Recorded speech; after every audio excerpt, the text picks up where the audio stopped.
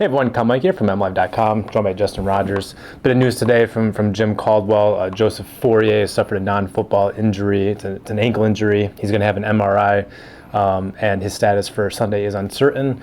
It was unusual. He gave the response when asked about Eric Ebron, and for Caldwell to talk about anybody's injury is kind of unusual, and it's highly unusual for him to do it when he's not even asked about a guy. Given all of that, this, in my mind, has to be a serious injury. It likely is a serious injury, and I would suspect that he's not going to play on Sunday, and it's possible he doesn't play several Sundays going forward. How does that affect the team? Yeah, I mean, I don't think I could speculate beyond this week, but it doesn't look good for this week. Yep. It's great news for Eric Ebron. He's had a very limited role, obviously, much to the dismay of fans who feel like the team has wasted their number 10 pick and already thrown around the bust label. Ebron's playing about 20 snaps a game.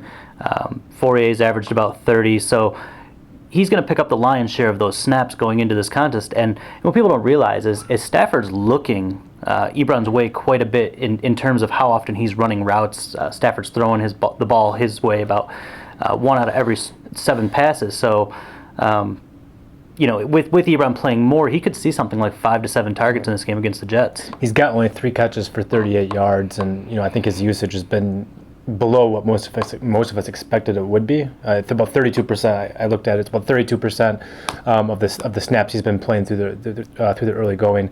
No catches in 2 of the first 3 games, so he hasn't been much of a factor. A lot of guys haven't been much of a factor, so that's not just an Eric Ebron problem. That's an offense problem, and we've talked about that quite a bit, Justin, just about the problems with the offense right now. So it's not that Eric Ebron is like standing out as somebody who's not doing anything, but he's been a symptom of the overarching issues with the offense. And the Lions are going to need more from him because he's now becoming a primary option by default with Joseph Fauria out. It's just going to be him and Pettigrew basically.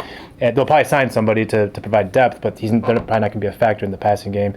It'll be Ebron and Pettigrew, and Pettigrew is mostly a blocker these days. Yeah, I've preached patience from the start with a first-round pick. You look at other guys that were possibilities there. Taylor Lewan's only played like 25, 30 snaps all season.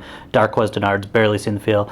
Obviously, Kyle Fuller's success in Chicago has really got people wringing their hands of what could have been, but you're always going to have that hindsight to look at the draft and go, oh, here's the guy they should have taken that would have solved all the problems. A lot of times it's just how injury windows open. Obviously, Lewan would have been a good fit here because Ladry and Waddle went down, but had that not happened, Lewan probably be sitting on the bench. Now Fauria's gone down. Now the door opens for Ebron to step in and play a bigger role. And really his bigger role was going to come in 2015, but this is going to give you a sneak preview of what he can be a little early. Yeah, it's way too premature to say this pick's not panning out or whatever. He's had a smaller role in the offense, but that's just kind of virtue of being in an offense that has a lot of options as well.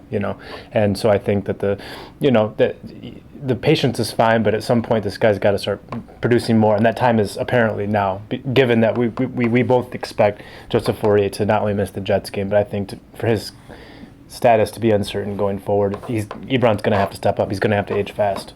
And I mean, you mentioned that the lack of opportunity for Ebron, part of it is because Fauria has exceeded expectations this offseason. Very few people expected him to develop into this well-rounded option, better blocker, already was a good pass catcher, but this coaching staff trusts him in all areas of the field where the previous coaching staff didn't, and for good reason at certain elements. He's a much better player than he was as a rookie, and he's earned the playing time and kept Ebron down by design.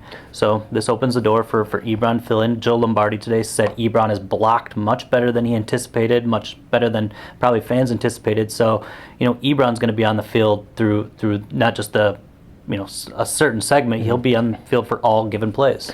The hits just keep coming for the Lions. On Sunday, they lose a starting middle linebacker to a sack dance. Now they lose a guy to a household injury, apparently misstepping around the house. And of course, we know about all the issues in the secondary. Lions are absorbing a lot of hits, and going forward, they have to find some answers. Ebron, hopefully for the Lions' sake, will be the answer here. We'll continue to monitor that situation going forward. For Justin Rogers, I'm Kyle Meinke. We are MLive. Keep it right here.